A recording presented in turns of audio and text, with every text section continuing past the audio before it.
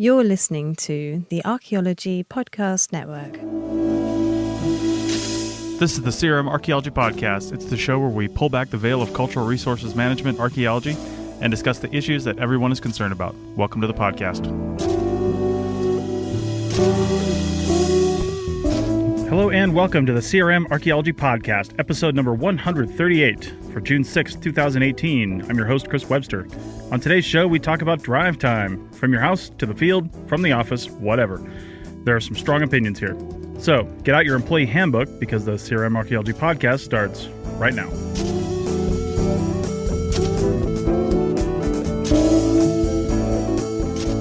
All right, welcome to the show, everyone. Joining me today is Bill in California.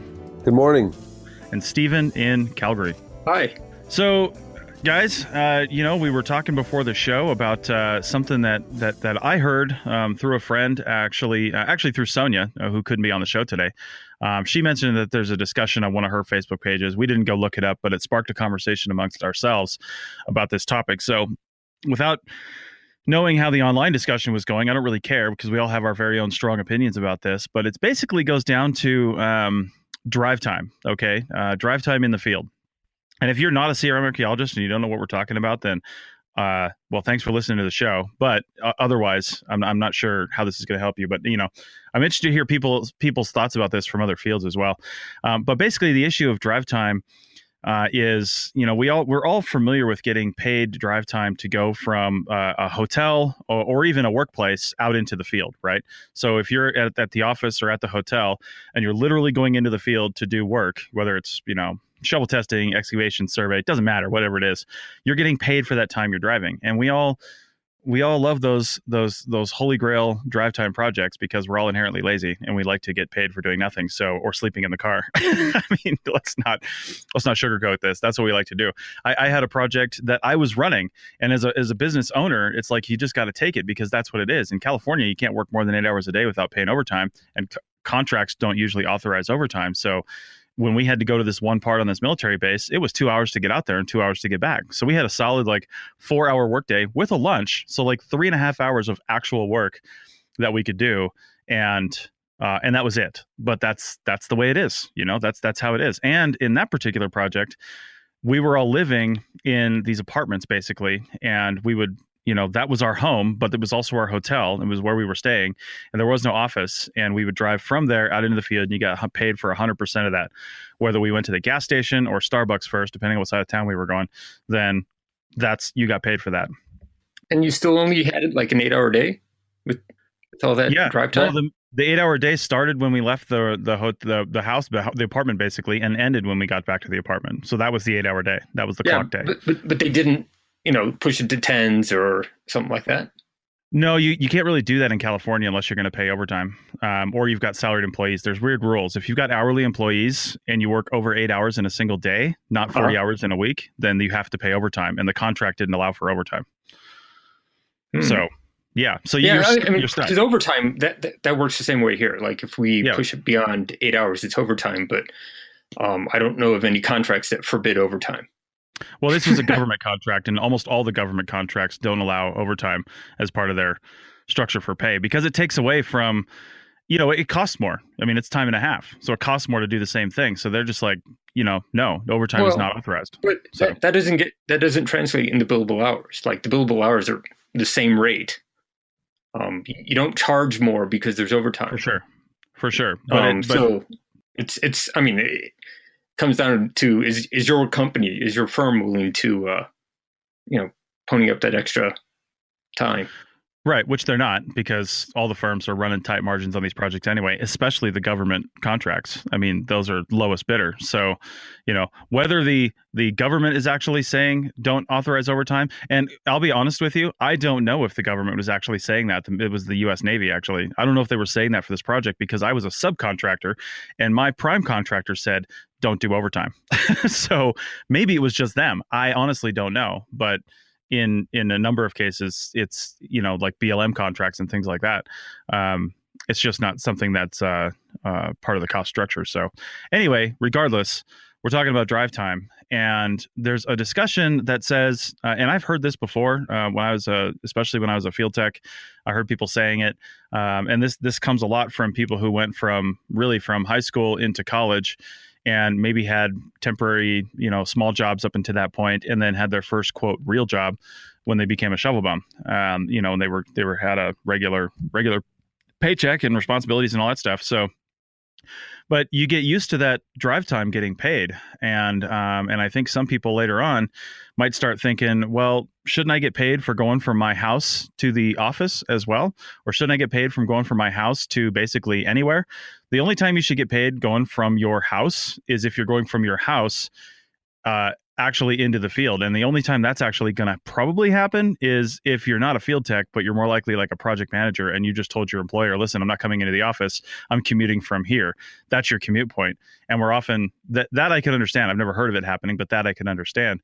But just paying somebody to go from their house to the office or something like that, I don't know of any other field that does that aside from if you're actually a contractor. If you're a contractor, then you're paying for you're charging your mileage.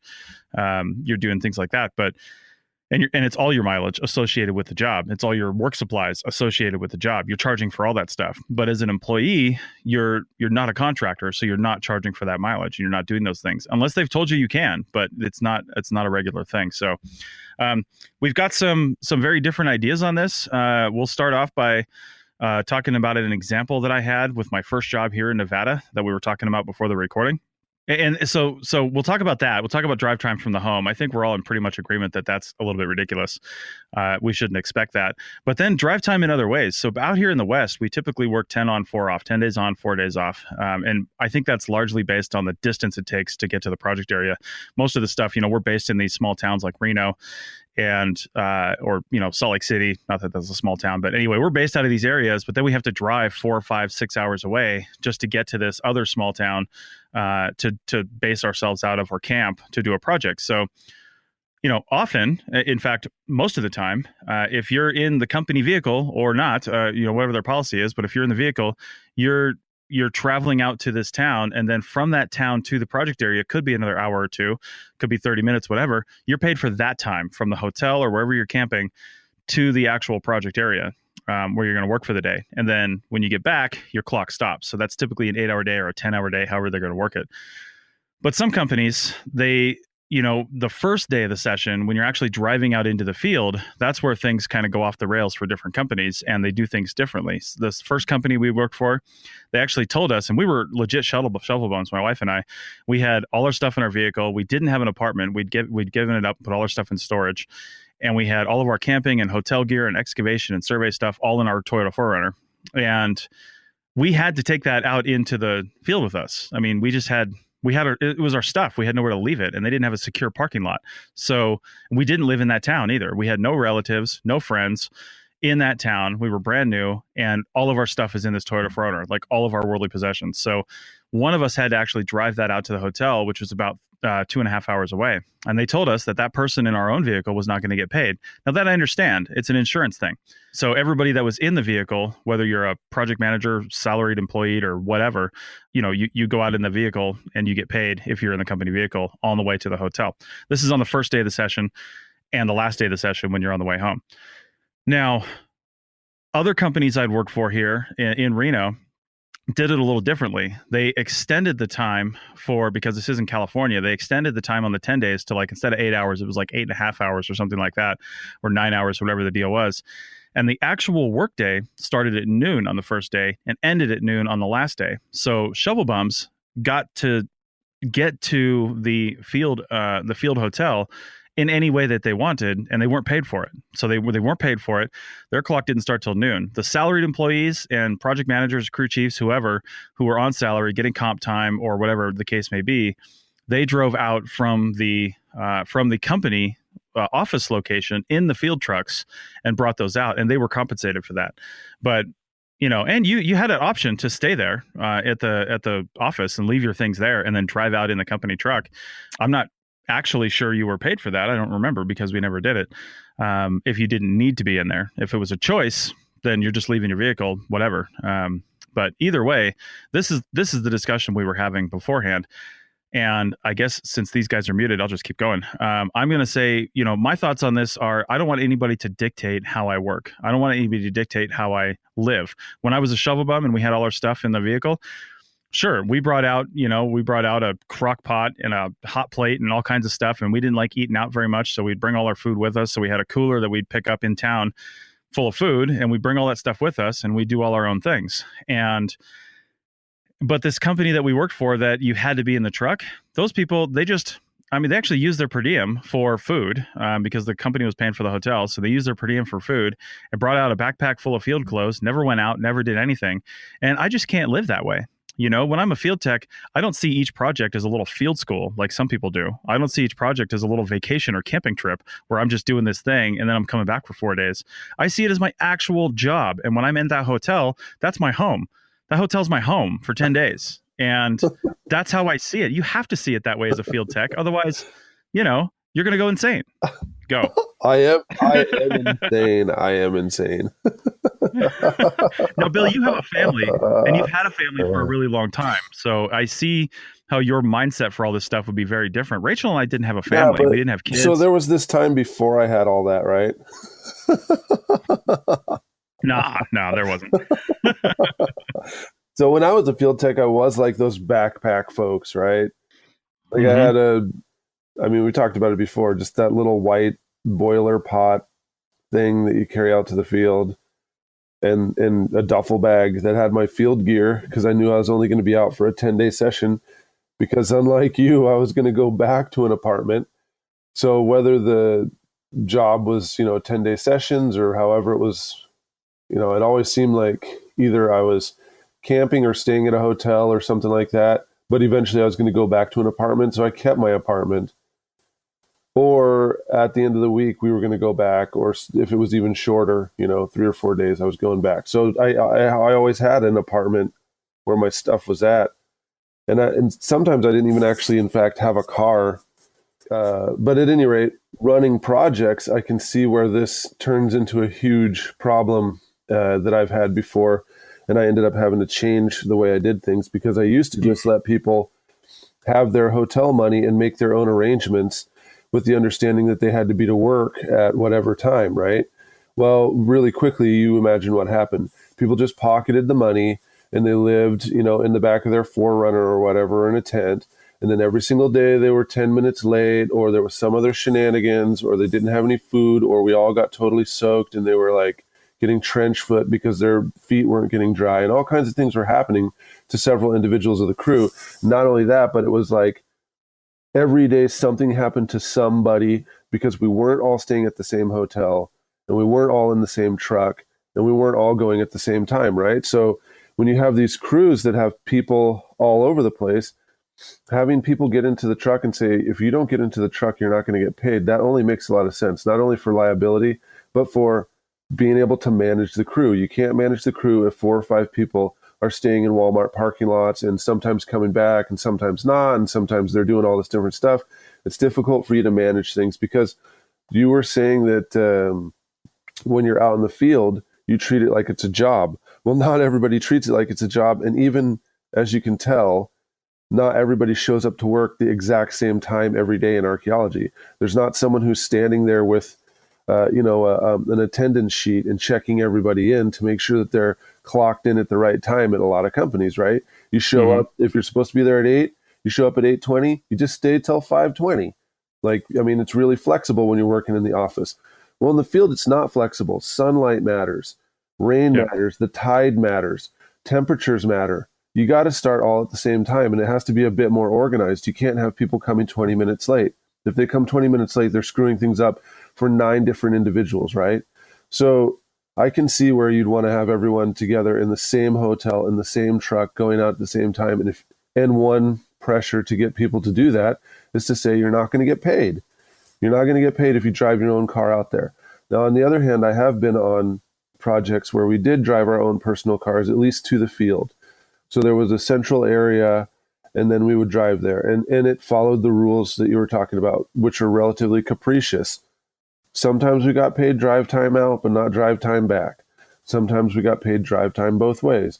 Sometimes people who carpooled got drive time. And it seemed like it was whatever rules, whatever company wanted to put together. Mm-hmm. Now, as for the whole thing of having all your stuff, I mean, I don't really know what to say because I don't know if it's the company's job to make sure that all your stuff is safe. I mean, you could have gotten a storage unit. You could have probably put all your things at the office in their main office, made arrangements to drive to whatever town, take all your things out of your car, put them away in somebody's office at the building there, and then not have to worry about it. Hop into one of their trucks and just go. I mean, I don't know what to say because I always kept my apartment. But then you're out there for 10 days and what are you going to do? You're out there for 10 days. You're just going to not go anywhere? You can't drive the company truck. What are you going to do? Yeah, man, that's my experience, especially when I didn't have a good car. Yeah, you were out there. Either you went with the people who were going somewhere or you just didn't. So whenever you went out, you tried to make sure that you had all the groceries and stuff that you're going to need for a couple of days because you don't have a car. Because you're at the mercy of the company. Yeah, that's right. That's how I lived for years. I mean, when I was in the field, it was just whatever people would let me get. Yeah. Yeah. In a lot of cases, when you get to town and you do the first day of work, after you get back from the field, usually like everybody swings by the grocery store and loads up on whatever groceries they're going to need for the next few days. And then, and then makes it back to the hotel. So it's not a matter of like loading up before you even, head out into the field. And unless there's no grocery store there. But, generally if you're in a small town with a hotel or something, that usually hit up that grocery store. Do you guys think that treating every single session, whether it's a week long, 2 days long, or 10 days long, or 10 weeks long, do you think treating every single session like a field school is the right way for retention in the field? That's not treating it like a field school, though. Oh my God, it's not treating it like adults, though. Well, think about it. If you go for a business meeting for 48 hours to somewhere, do you bring all your food and everything with you? I'm talking about 10 days. Christmas ornaments and everything. Oh, yeah, but still, if you travel to the Netherlands for 10 days to do some kind of a conference or meeting, and you've got to fly there, are you really going to bring $300 extra in checked baggages and stuff like that so that you can get to your hotel room and make a crock pot and stuff? That's where no, probably not. That's where the disconnect is, though, Bill. The Netherlands, if I travel there for 10 days, you're right. That's a one-off. A field school is a one-off. My 10-day sessions that I'm going to do every single season this year are my life. That's my career. It's not a one-off. It's not a field school. It's not a trip to the Netherlands. It's not a vacation. It's my fucking job. Yeah, but that trip to the Netherlands, I was talking about in the case of this, would be your actual job. Sure, if I do that every 10 days. When you hop on the plane, you see all these ladies and men that travel professionally for a living. They've got a small carry-on. They roll all around the world, taking dozens and dozens of flights a year. Yeah. They don't have any crock pots with them, man. They don't have any possessions. Like if they're doing the whole, and it is an actual thing. If they're doing the whole minimalist traveling lifestyle, living off of a laptop lifestyle or whatever, the freedom of being on a laptop, these guys don't actually, in fact, have a whole bunch of luggage and stuff. And they live like that for months and months and months at a time, right? Absolutely. But they're not excavating and doing field work over there either. You can't excavate from a laptop. You're right about that, but I plan on going. I mean, I don't know, man. It's just one bag with gear and then a couple of other things that have our tools in it that we can't get there. And then the other stuff that we can get there, sometimes we ship it, sometimes we do different things. But, that's for us to be there like 6-7 weeks or something like that, right?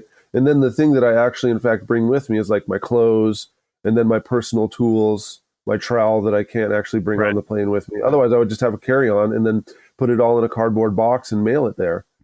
I hear you. We're going to go to break, but I maybe we'll continue talking about this on the other side of the break, and I'll end with one last short comment.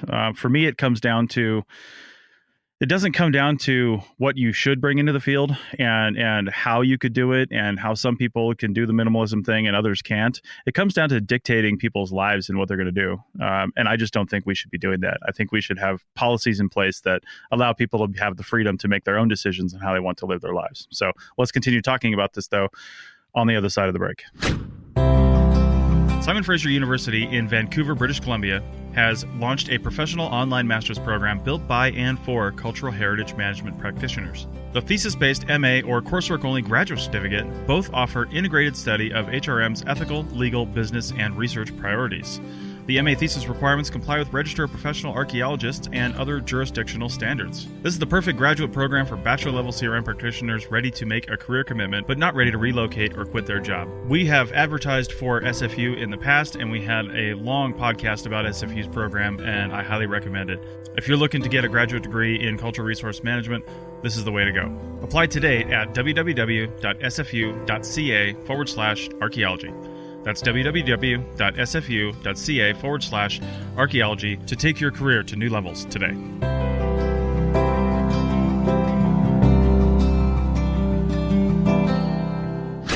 The Archaeology Podcast Network has partnered with TeePublic to bring you some awesome gear that looks good, promotes archaeology, and puts a few pennies in our pockets so you can get free podcasts. Check out our designs at arcpodnet.com/shop. That's arcpodnet.com/shop.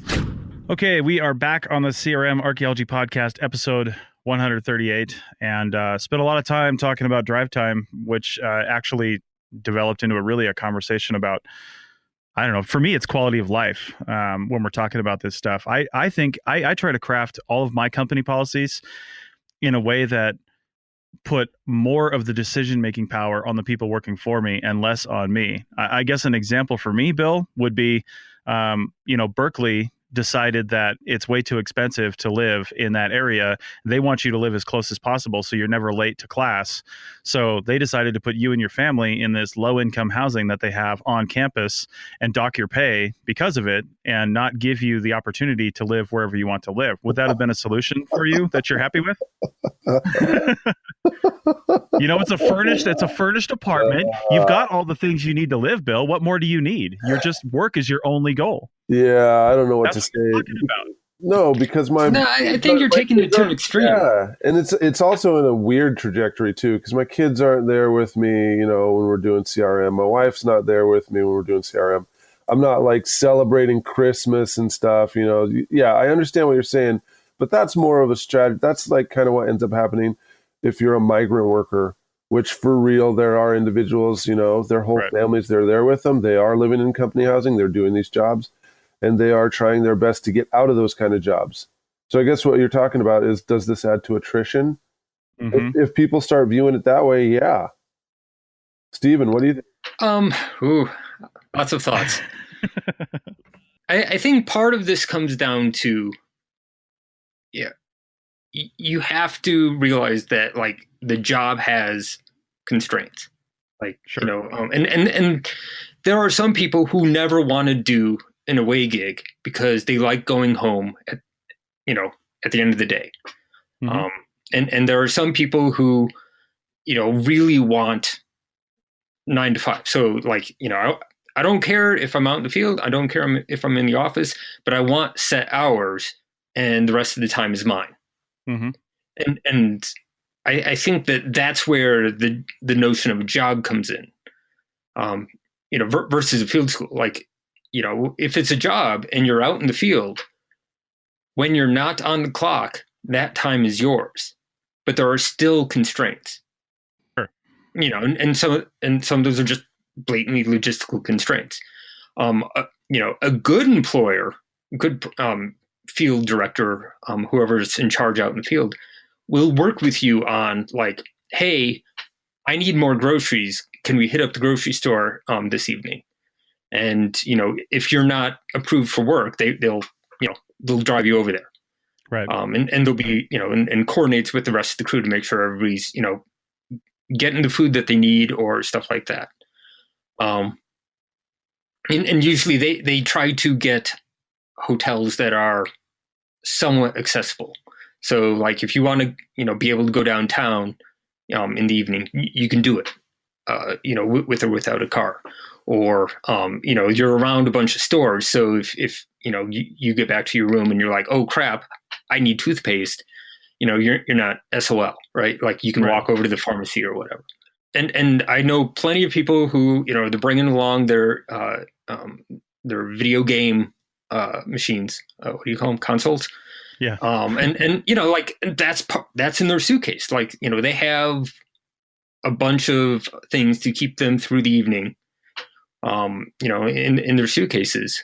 I'm usually a laptop and a couple of books and a couple of notebooks. And frankly, I'm usually so gassed that I hardly use any of that by the time I make it back to the room.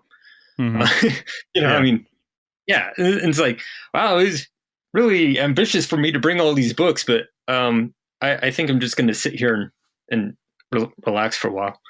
Well, let me jump in there real quick, Stephen, because I don't disagree with any of that. I've definitely worked for people that really try to do a good job to make sure that this field situation that we're going to have, whatever that is the best that it possibly can be, right? And then there's people that simply don't do that. And then there's times when it can't be helped because you're in a town with not even a stoplight and a single store and a single hotel. Like, what are you going to do? But I guess what it comes down to is why. For me, it always comes down to why should the company be even making those decisions?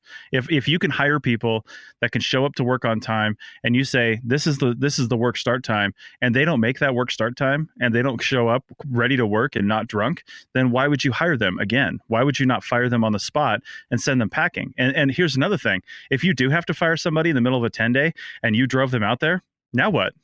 Now what? Somebody comes to work drunk, smashes the company vehicle, gets a DUI or something like that on day 2 of a 10-day session, and you drove them out there 6 hours away from the office. Are you going to drive them back home? Well, I mean, what are you going to drive them to the bus stop? Well, yeah. No, really. I mean, that's how it worked. Like when I was a field tech in the 90s, if someone got canned, and I mean like properly canned. Yeah. You did not hang out. You basically got driven to the bus stop, and good luck to you. Yeah, I don't know. When they made me leave my vehicle in the company parking lot, and then you as an employee, you get fired, you better bring me back to my vehicle in that company parking lot. I mean, that sounds like a lawsuit waiting to happen. Don't just send me to a bus station and say good luck to you. You got to bring me back to my vehicle. You are responsible for that. I don't know about that either. But we're talking about two different things. If somebody gets fired because of their behavior, yeah, let's take action. But yeah. I agree with the whole you can't fire someone because they brought a crock pot. I mean, well, I'm not talking about that. Don't fire them for that. But they got fired for actual real reasons. Yeah, and now what do you do with them? Or the drive time thing, right? Like somebody starts complaining about the drive time if they're constantly late because they believe that they should start at the same time as everyone else, and it's a 2-hour drive to the field site. Yeah, that's kind of a fireable offense, right? They're driving their own car. They're consistently late. Well, they really can't be relied upon. And then some of these places, military bases and stuff, I mean, you got to go through the security checkpoint. Then you have to navigate all kinds of different ranges and stuff, and you don't know what's going on. You've missed the opening meeting of what we're supposed to do, and now you're driving in the desert trying to find your crew. That's a safety issue. You just you really aren't part of the team because you decided to drive yourself. Now you're multiple hours late. Yeah, you really can't be part of this project. And in that case, no, I don't have to drive that person back home. And I'm down with what Stephen's saying. If they get properly canned, the Greyhound, that's not a dangerous or lawsuitable thing. $80 Greyhound ticket back to LA or wherever the company headquarters is at, where your car's at. That's not bad. They don't have to drive you all the way home. Just drive you to whatever Greyhound station. Yeah, you sit there and wait till the bus comes. And then to go back to the your initial point about the drive time, it's like if you want to drive your personal vehicle out to the field hotel, fine, but it's a personal vehicle. That's your personal choice. You're off the clock. No question. Yeah. Well, I mean, I guess that's fair. If others are getting paid, Stephen, to drive back, then maybe they get the same, right? They decide to drive their own car to the site, and then they're driving back to the hotel, and everybody gets drive time. But then there's a guy like me that rides in the company truck, but somebody else really wants to drive their own car. I mean, they still get paid drive time. No, they shouldn't. And part of that is it's a liability issue, right? Like, well, you're right about that. You're on the clock in personal vehicle, and something happens in personal vehicle. So let's. I mean, we covered that in the beginning, and let me state just again, I'm not in disagreement with that. If you're on your own vehicle, you shouldn't be getting paid at any point in time. Okay, if you're in your own vehicle, my whole point of this conversation is craft your policies so that person doesn't have to make the choice between their own vehicle and losing hours. Okay.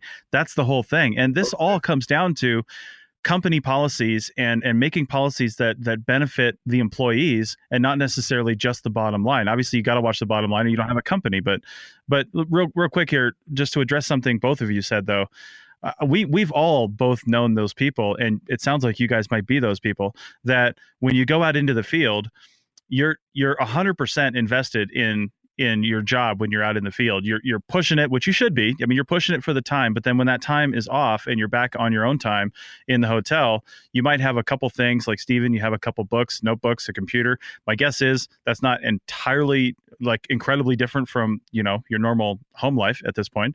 Yeah. With the exception of like going to dinner with your wife, just missing a cat. Exactly.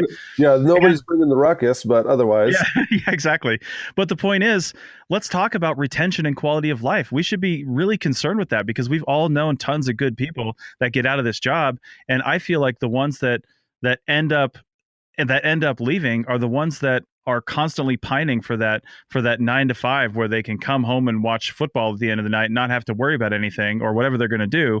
And because what they're doing now is they're living under a company's restrictions and regulations. They don't have their vehicle with them. They get off work. They basically just either drink or sit or take a shower and go get food and then wake up and do it all again the next day. And they don't treat that as their home. They don't treat that as their life. They treat that as a temporary thing. And then they find out 4 years later that they've been doing a temporary thing for 4 years, and they get out because they want a quote real job and real benefits. Well, a couple of things on that.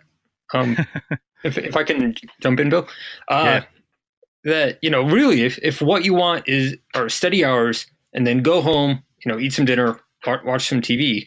I mean, I would argue that the field life is perfect for you because that's what you do. You go to work, and after work, you go home, and you just kick back and relax, and you don't worry about, the next thing, right? Like you are working your 9 to 5, right? But to your earlier point, and I might be kind of muddying this up a little bit, but like if I'm working at the office and as part of like maintaining, my personal life, and it's like, well, I need to take a couple hours in the middle of the day to run out, maybe see my tax advisor or, run to the post office or something like that. Like, that's off the clock, right? Like, right. So, and that's my decision of like, I need to do these things that are part of my life, and it's going to result in me not working and thus not getting paid. Mm-hmm. That's the same type of decision-making that you're putting into, do I want to take my personal vehicle? It'll afford me, greater mobility at the end of the day. But it'll cost me a few hours of pay, and so it's the same sort of decision making. And it's like that is not just the sorts of decisions that we make. Also, in all fairness, I tried not to break, and I mean, I'm talking about when I didn't have a family and kids, right? I tried not to divide my life into the field and not field. So, there was times when I was training to do a 5K or to do mountaineering or something like that. I still kept running and doing the exercises in my hotel rooms. I mean, I still meditate in my hotel room, and I still would go to bed at a normal time and wake up early and still do the same. I used to write blog posts and stuff in my hotel room. I wrote presentations for conferences. If I was at my house, I would have done all that stuff, but instead I ended up being in the field and had to do those things in a hotel room. So yeah, I tried to keep the same normalcy that I could. I tried to cook several meals at my house or at the hotel room just because, not only is it cheaper, but you can get sick eating a bunch of hotel or eating restaurant food for so many days in a row, especially in a town where it doesn't seem like they know about vegetables, right? So those kind of things can happen. And if you do treat it like it's party time Club Med, yeah, I can see how you'd burn out on that. But I chose not to bring my car with me in the field because I didn't want to use gas and drive and endanger my own car. So then I had to kind of simplify all the stuff that I brought, but I didn't change the tasks that I did. when I was in a hotel versus at my apartment in Seattle or Tucson or wherever. But that was a choice you made, Bill, and that's the whole point, is bringing choice back into this thing. And that's a good example too, because a lot of these smaller towns up here in Nevada, let's not talk about the super small towns, but maybe the mid small towns, because I still consider Reno kind of a small town. But either way, a town that has maybe some hotel choices where you've got the local places, but then you've got a couple chain hotels as well. The chain hotels are typically a little bit more expensive than the local hotels. And if I don't have the ability to make my own choice, I mean, this podcast was born in a hotel. Right. This podcast was born while shovel bumming. And if I didn't have the ability to choose the hotel I wanted, because I know all the hotels in Nevada and I know which ones have decent internet and I know which ones don't. And I have the ability to move if some construction crew has taken over the hotel and they're all watching Netflix in the evening and taking down the internet, and I can't record my podcast or upload episodes or do whatever I'm going to do, then I'm going to move to a different hotel. And I have that ability because I know where the meeting point is for work in the morning, and I have a vehicle to get there, and I have that freedom of choice. You made a choice to leave your car because you didn't want to put the miles and gas on it, which is a solid choice. But what if you didn't care about that? What if that just in your brain wasn't one of those things that you decided to care about? It just happened to be in line with company policy in that you're going to get paid if you're in the work vehicle, and you didn't even realize you were making a choice. But if you had the choice and you wanted to have your vehicle, in a lot of company cases, you just don't have that choice. And it just all goes back to giving people the freedom of choice to make their own decisions in as many circumstances as possible. Sometimes we can't do that in all cases, but I think in every case, as employers and as project managers, that should be the first thing on our minds is, how can I keep these people happy? Because without these people, my project doesn't get done. See, no, I disagree. I think I'm with Steven on this one. I'm not going to take words from your mouth because I want you to say that. I think that it's about getting the project done.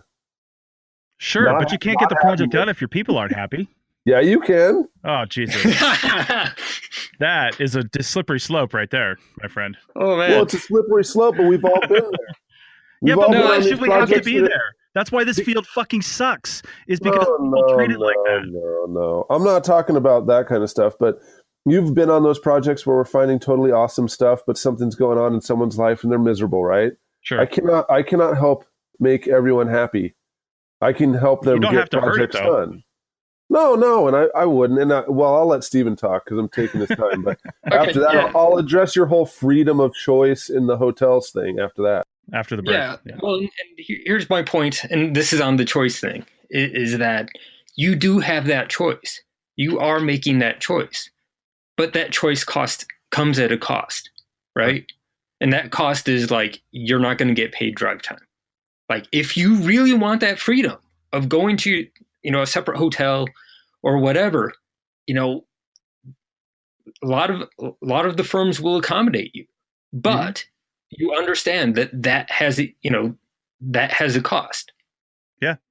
And that's it. You can't be like, well, I want to be able to choose whatever hotel I want and take my own car, and you're going to pay me for it. And it's like, no, it's fair. You don't like this hotel? Fine. We'll do the per diem thing. You can go to whatever hotel you want.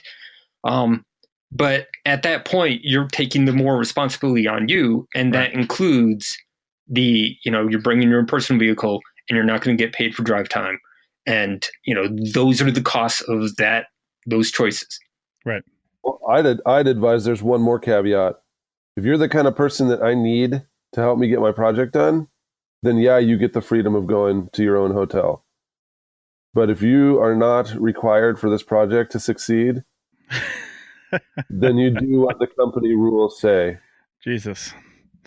All right, then. On that note, let's take our final break, and we'll return on the other side and wrap up this discussion, because I don't think we're going to get to any of the other things we wanted to talk about, which means more podcasts. Back in a second.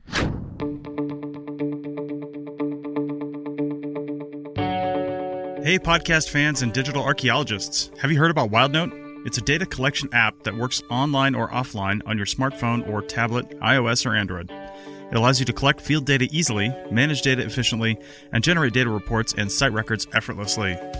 We have a growing list of state site forms built in for your use and some generic forms that will work anywhere.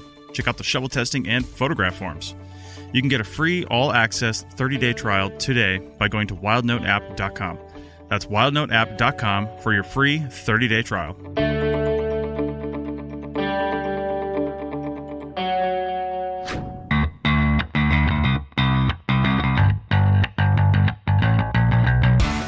Tired of the webinars and training offered by the big organizations not being free for members and not really covering what we need? Team Black has the answers. Check out arccert.black/main for our upcoming webinar schedule. All of our webinars happen once a month and seating is limited. Learn everything from field tech basics to drones to digital workflows.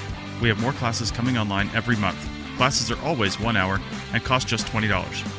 Classes like building a CV and getting a job are always free. That's right, we'll help you get a job, then we'll be here when you want to level up your skills.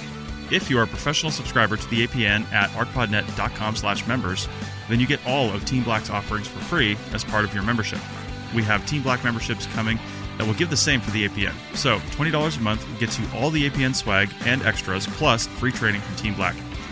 So check out arccert.black for more information and level up your skill set today. That's arccert.black. Now back to the show.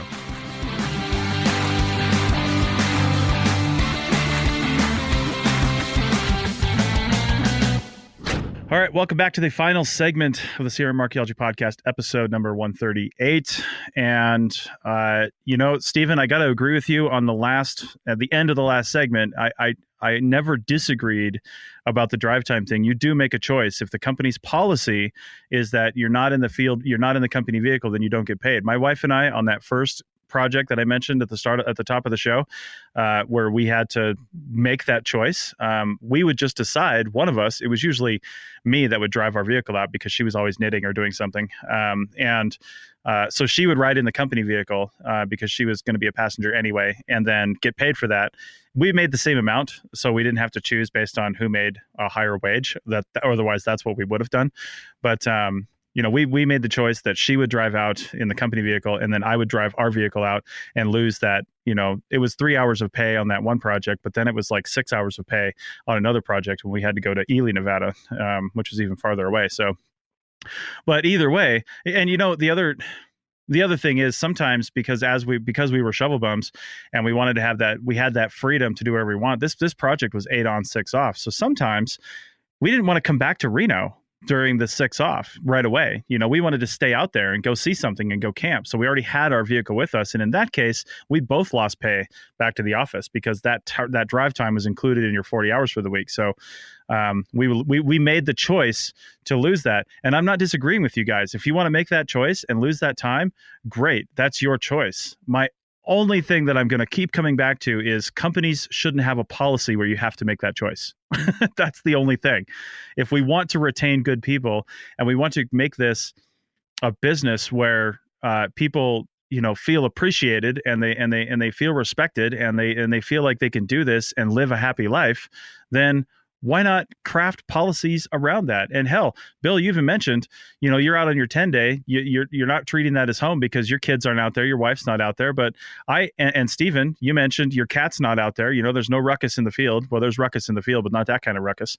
And but I've known plenty of people that took pets out into the field. They found a hotel room that would allow them to have pets. I knew one woman specifically on one of my first projects out here that had her cat, 2 cats actually, in the hotel room.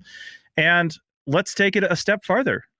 Why not kids? Why not if you're with maybe your husband or wife is able to work from home and you have kids and you're all just on the road and you're living in the hotel room. I'm not saying it would be the best lifestyle, but maybe that's the choice you've decided to make, and your spouse can work or your partner can work in the hotel room or wherever, homeschool the children, do whatever they're going to do. Maybe they're young. I don't know. But the point is, I'm not going to make that decision for them as an employer. The point is, I'm going to let them make that decision for their own lives. That's the only point I'm trying to make here, is let people make their own decisions. Why is that a big deal? But there's the point where, like you say, it's as an employer, this really isn't my problem, right? Like if you need to bring your kids out, I can work towards accommodating you, but only so far, right? And past a certain point, it's like If you want to bring your personal vehicle, if you want to bring your pets, if you want to bring your kids, great. But I'm not doing the extra, heavy lifting of, trying to plan around that. Unless, like Bill says, you're absolutely integral to the project. That, if these are the choices that you want to make, and I say want because with the issue of kids, like if you're a single parent, that's beyond want. Like you need to figure out how the kids are going to get taken care of. Indeed. And I'm very sympathetic to that sort of thing, right? Like how do we deal with childcare? That's a whole different episode, right? But if you want to make choices about what you're bringing with you or how you're going to live when you're not on the clock, that's great, because that's not the job. And I'm not, as an employer, as a hypothetical employer, if I'm an employer, that's not my that's not my responsibility. Like I'm responsible for getting the project done. And exactly. if you and to the point of like, if you want to do other stuff, fine, as long as it doesn't affect the project.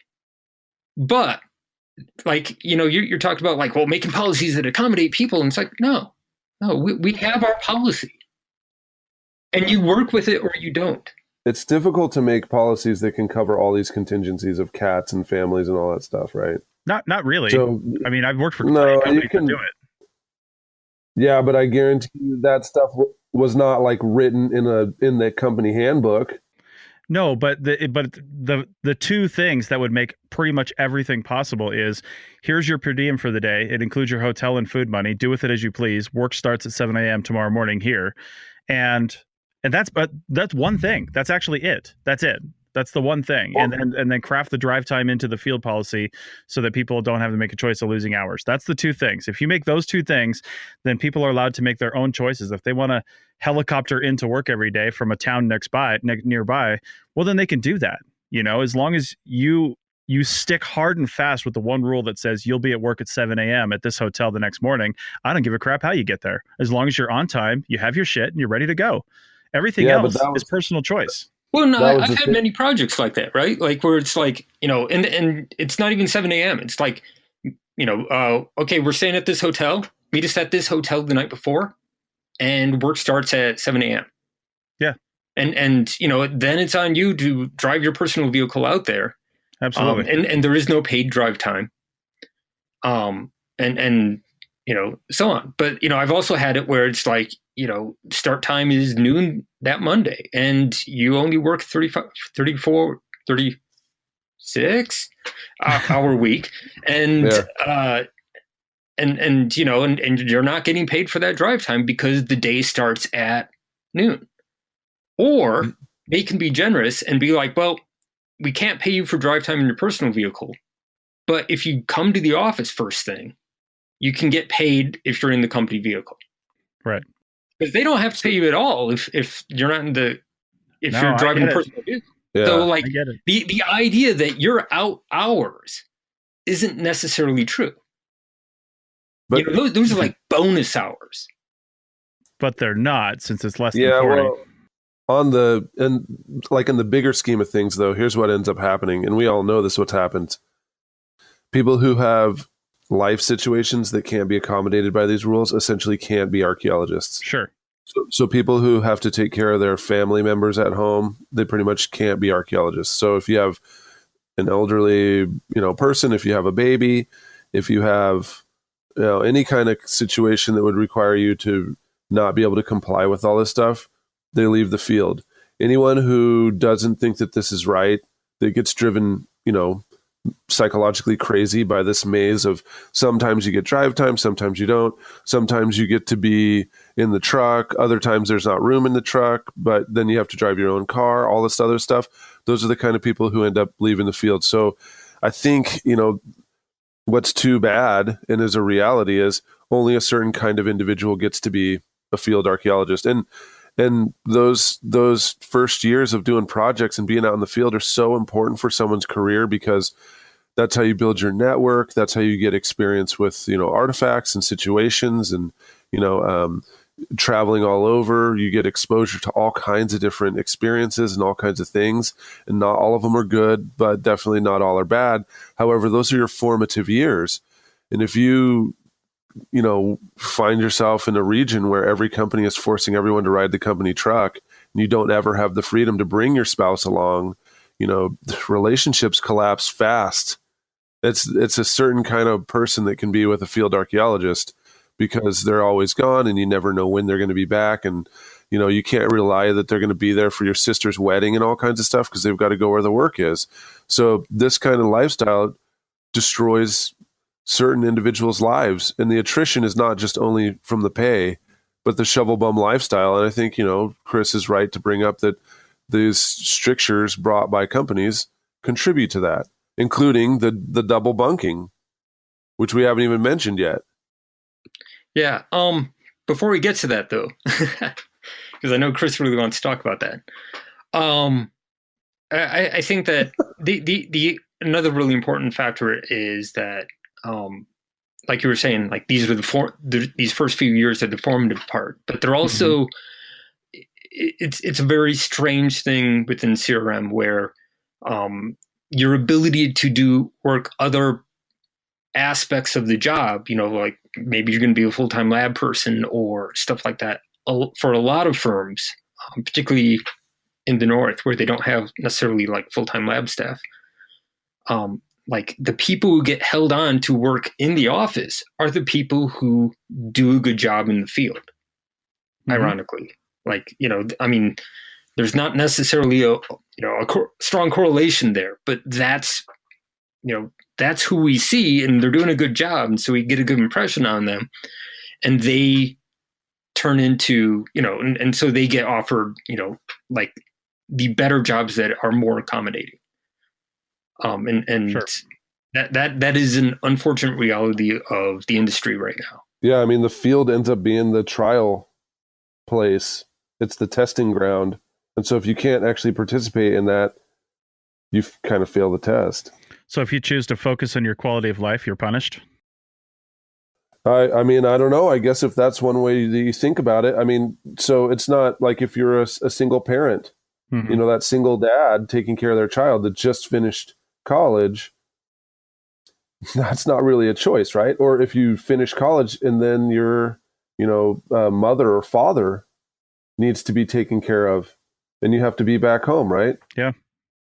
Those aren't, I guess we all love ruckus, but that's kind of a choice. But these life situations, I almost said lifetime special.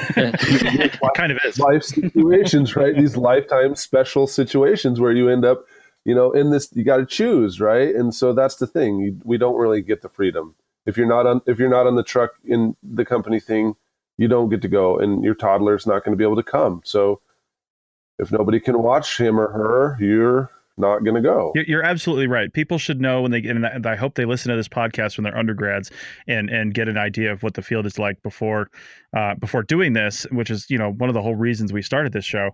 But, hopefully people have an understanding of the type of job that they're getting into. Like if I go work at Starbucks, I know that I'm going to have to talk to people. If I don't like talking to people, I shouldn't work at Starbucks, right? If I go work at a gas station, I'm going to be smelling fuel all day. If I don't like the smell of fuel, then I shouldn't work at a gas station, right? And I understand all those things. This simply just comes back to something Steven said at the beginning of this segment as well, is, these decisions, if I'm the hypothetical employer, my bottom line is getting the project done, and I'm not necessarily concerned, not in a dispassionate way, but I'm not necessarily concerned with what you're doing on the side, and because my project, my goal is to get the project done, and I totally agree with that. But again, it goes back to, let's craft company policies that don't force people to make those types of decisions. It just, there's plenty of decisions we have to make, and Steven, we go back to the drive time thing again. The only reason I know that this can work is because this company that I worked for, they actually, I've written about them quite extensively because they're douchebags in other ways, but in this one way, they were really great. And they crafted a company policy that worked for everyone and didn't have you make that choice. And it actually worked. They do a lot of good work. I've got a friend who's on one of their projects now. I've got lots of friends on their projects now, actually. And people like working for that company because of some of these policies that they have for field techs. They're oddly good for field techs, and they still get a lot of good work done. Their salaried employees enjoy the job. They like getting the extra time, and why not make the bonus? Like Steven, you said that extra 3 or 4 hours of time to get out into the field from the office if you take the company truck is like bonus time. Why not give the bonus time to the actual salaried employees? They're the ones that are going out and doing all this stuff, and they have to work extra at the end of the day usually to get people ready for the field the next day. They're the ones that have the bonus time. My bonus time shouldn't get me to 40 hours. My bonus time should be over 40 hours. 40 hours should be what I expect when I go to an employer for a job. And I'm not talking about the one-off, one-day things. I'm talking about the long-term, 10-day session kind of stuff, or even 1 week session type of stuff. 1 week is a little more difficult to deal with. And again, if you're in a state like California, this might not work at all, because you can't have somebody work a 5-hour day on the first and last day of the 10-day and then 9-hour days in between, unless you have a written agreement that says this is how we're getting our 40 hours. That is kind of one way around that. However, it's difficult to do legally and get away with it. So I don't know. Craft policies, guys, that people that are listening to this, that are in a position to do this, craft policies that don't make people have to make those difficult decisions. You can do it and still make money. You can do it. And if you do that, it's like the crew chief that buys ice cream bars at the end of the day, has them sitting in his hotel refrigerator. That ice cream bar cost him or her, $10 to get enough ice cream bars for the entire crew.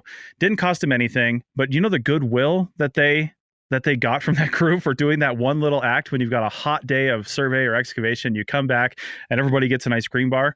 It's $1 per person to give them that or less. And it is thousands of dollars in goodwill towards that person. And if a company just crafts these policies to where it's a focus on quality of life, other big companies do this. Why can't CRM do this? We're losing good people because of quality of life, not because of anything else. We talk about pay, we talk about all that stuff, but we can stretch those things and make them work if we've got the quality of life and the company policies that back that up with a focus on the field techs. How can you argue with that? I don't know. You can't really argue with that. That's my whole point. Yeah, you might not be able to make it work, but at least try. The one thing I was going to say is it's always the bad apples, the individuals who take advantage of that or do something that creates these rules, right? As I mentioned earlier in the podcast, I used to let people have their per diem and hotel and just let it be up to them, however they're going to do it, and then just get to the truck and we go out there. But after so many situations of people being late and slowing the whole crew down or getting sick or not, choosing not to shower and not to get food and all kinds of different things, it turned into a real a situation out there. So I just set it up so that everybody goes and stays at the same hotel, right? I didn't ever limit anyone on driving their own personal car because, there were times when I actually was taking classes and had to drive back and forth between the work site and the university so that I could take an afternoon class after I had been digging all day, right? Or, other things. I had to go and do lead tours or something like that. I had other things that I had to do. So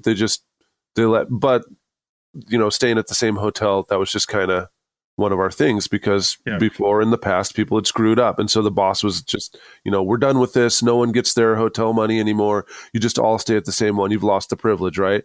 So in the handbook, if there was a handbook for these companies that address this at all, which there isn't, I mean, I'd love to see the handbook that addresses, how people's living situations specifically go. I mean, there's rules on how much money we can spend on the hotel and who gets per diem and how that's all, divided out and whether you pay taxes or not. But there's not rules on this grade of hotel or these many people per trip can drive their own personal cars versus these other people, or, you can have your dog or you can't have your dog. Generally, pets aren't allowed in the field, but at your hotel room, there's nothing that prevents you from. Anyway, there's not rules on that.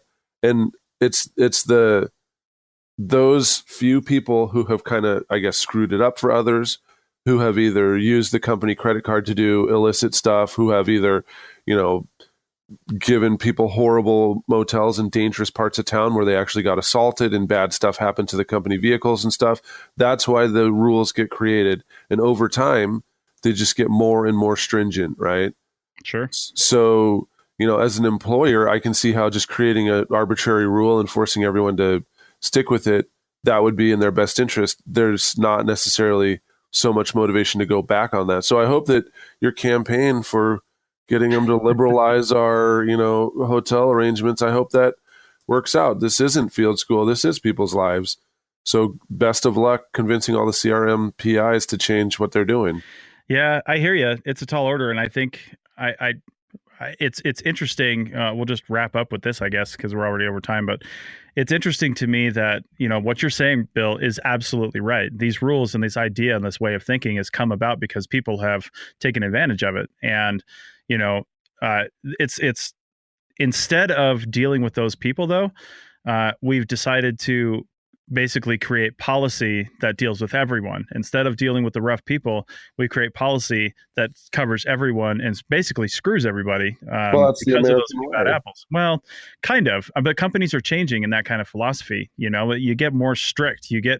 We also deal with people that are out in the field that don't have any leadership training. So they don't want to sit and say, well, you're fired. We're going to bring somebody else in, or please don't come back next session because you're done. We're going to lay you off. We're not even going to fire you, but this is why you're not the type of person that we want here. And this is why X, Y, and Z. Make sure you documented it because they're still employees and you need to document that kind of stuff. But if they're late 2-3 days in a row, no other business would stand for that. But somehow we do, because we get people in leadership positions that are too close to it. They don't understand leadership responsibility. They just want to go out and party and drink with the crew. And that creates a familiarity that inhibits that sort of disciplinary action. And, you just want to be their friend. But in reality, you're responsible for that project. You're not responsible for being their friend. So fire them, get somebody else on, because we could have had an entire hour discussing the fact that there is, half the field is out of work. Even though it's the beginning of spring, you see posts all over Facebook. And for every one post on Facebook, there's 100 people that didn't post on Facebook that said, I need work, So there's plenty of people out there. We don't have a lack of people in this field. We have more people than we have jobs, and no one would disagree with that. So get rid of the people that are causing problems. Don't craft policies that screw everybody else, and bring in good people. Craft those good people, and keep them, and then treat them well so they stay, so they stick around. I don't know how else to say it. I don't know. Companies just need to alter their policies so that it benefits the people, and then create the situation where good people want to stay and bad people leave. That's just, I don't know how else to say that. Final thoughts. You don't get to bring your apartment with me in the field. It's not your choice. Your crock pot lifestyle is not part of what we need for the field. So, if you're living out of your car, I still don't think that we should be filling up the company vehicle, which we need for artifacts and all kinds of other stuff, with your crock pot. Bill, if I ever work with a project with you, I'm going to have somebody pre-stage my hotel room before I get there, like those house stagers. That's what I'm gonna have. Well, actually, you should just load up Bill's room with crock pots. So. That's all right. At 4 a.m. when I'm sitting there meditating and he's trying to sleep, we'll get each other back. Yeah, you can go ahead and can cherries in the room if I get to meditate and do like 500 burpees. Jesus. I'm just going to bring like 20 crock pots the next time I go in the field. That's it. Just like 20 crock pots. Yeah. I have a soup bar in my hotel room. All right. All right. Well, thanks, guys. I'm sure this discussion, my hope is that it sparked conversation and that we get some comments on this. Please email us. I'd love to hear your thoughts and let us know whether or not we could read your email on the air, or at least discuss it in sort of a paraphrasing sort of way. We won't mention your name if you don't want to, or we will if you want us to. So, but we want your thoughts. Email me at Chris at archaeologypodcastnetwork.com. You can find Bill and Steven and Doug and my Twitter handles, so you can message us there. You can find those in the show notes, and we all have blogs, so you can find those in the show notes as well. And feel free to comment wherever you saw this, whether it's on the ArcPodNet Facebook page or the Archeo Field Techs. I usually post it over there as well. So, or of course, right on the website. So we want to hear your thoughts on this. And the whole point of having these discussions is not to solve any problems really, but to start discussions about things. And I hope that's what we did today. So thanks a lot, and we'll be back again soon.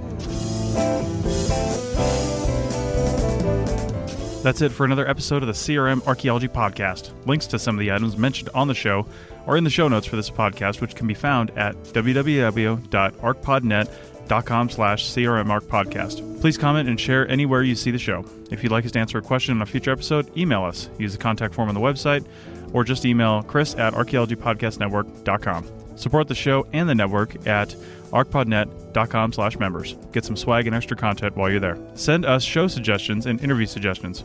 We want this to be a resource for field technicians everywhere, and we want to know what you want to know about. Thanks to everyone for joining me this week. Thanks also to the listeners for tuning in, and we'll see you in the field. Goodbye.